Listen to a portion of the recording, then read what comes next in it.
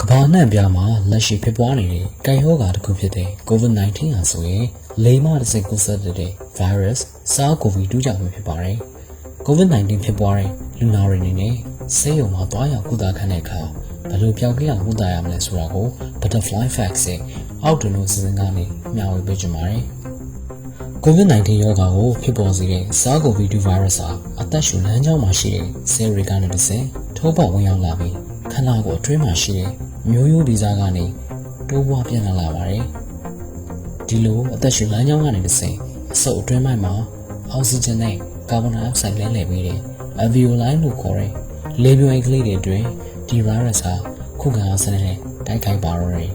။ဒီ virus ဟာခုခံအားစနစ်ကိုအားလျော့စေတဲ့အပြင်လေပြွန်အိတ်ကလေးတွေကိုပါရောင်ရမ်းလာစေပြီးတော့အရည်တွေနဲ့ပြည့်နှက်သွားပါတယ်။ဒီခါမှာတော့ကျွန်တော်တို့ခန္ဓာကိုယ်ဟာအသက်ရှူဖို့ခက်ခဲလာပြီးတော့လိုအပ်တဲ့အောက်ဆီဂျင်ပမာဏကိုမရရှိနိုင်တော့ပါဘူး။ကူးစက်ခံရတဲ့လူနာအနေနဲ့အသက်ရှူချက်ခြင်း၊ချောင်းဆိုးခြင်း၊ရင်ဘတ်အောင်ခြင်းနဲ့ကိုယ်အပူချိန်မြင့်တက်လာပြီးတော့မောဘတ်နှွတ်နိုင်ခြင်းအစရှိတဲ့ရောဂါလက္ခဏာတွေပေါ်ပေါက်လာတတ်ပါတယ်။ဒါတွေဟာ COVID-19 ကြောင့်ဖြစ်ပေါ်လာတဲ့ရောဂါလက္ခဏာတွေပဲဖြစ်ပါတယ်။လူနာအသက်ရှူဖို့အရန်ခက်ခဲလာတဲ့အခါမှာတော့အောက်ဆီဂျင်ထောက်ပံ့ပေးတဲ့ ventilator စက်တွေကိုအသုံးပြုစေပြီးတော့အဖျားကျစေဖို့အတွက် acetaminophen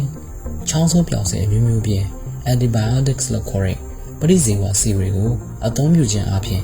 ယောဂလက္ခဏာတွေကိုရောကြသွားအောင်ကုသပေးပါတယ်။ပျောက်ကင်းအောင်ကုသနိုင်မှုအတွက်ဆေးဝါးသုတေသနပညာရှင်တွေက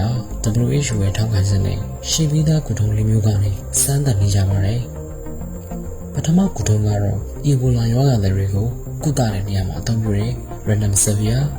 ဒုတိယတစ်မျိုးကတော့ငှက်ဖျားရောဂါနဲ့အဆစ်အောင်ရောဂါတွေမှာအသုံးပြုတဲ့ Chloroquine တတိယကုထုံးကတော့ HIV ကုထုံးဖြစ်တဲ့ Ritonavir နဲ့ Lopinavir ကိုအယောင်ကျစိ interferon beta နဲ့ပေါင်းစပ်ပြီးစမ်းသပ်တာပဲဖြစ်ပါတယ်။နောက်ဆုံးအလားအလာရှိတဲ့ကုထုံးကတော့ Plasma Therapy လို့ခေါ်တဲ့ကုထုံးဖြစ်ပါတယ်။ COVID-19 ရောဂါပျောက်ကင်းသွားတဲ့လူနာစီကနေ Plasma လို့ခေါ်တဲ့သွေးရည်ကြည်နမူနာကိုထည့်သွင်းပေးခြင်းဖြင့် virus ကိုတိုက်ထုတ်တဲ့ပရိဇီဝဆေးရဲ့အာနိသင်ကိုမြင့်တင်စေတဲ့ကုထုံးပဲဖြစ်ပါတယ်။ဒီကုထုံးကိုကမ္ဘာတစ်ဝန်းမှာအသုံးပြုကြတာကိုတွေ့ရပါတယ်။ပထမကုထုံးဖြစ်တဲ့ Remdesivir ကိုအသုံးပြုခြင်းဖြင့်လည်းရောဂါသက်သာမှုနှုန်းကို31%ပုံမှန်တိုးတက်လာစေတယ်လို့သိရပါတယ်။ COVID-19 အတွက်ကာကွယ်ဆေးကိုရှာဖွေတွေ့ရှိမှသာကမ္ဘာပေါ်ကနေအမြင့်ပြတ်ချေမှုန်းနိုင်မှာဖြစ်တဲ့အတွက်လူသားတစ်ရပ်လုံးအနေနဲ့ဒီ COVID-19 ရောဂါကပ်ရောဂါကြီးကိုကျော်လွှားနိုင်စေဖို့အတွက်ဆုတောင်းပေးလိုက်ပါတယ်။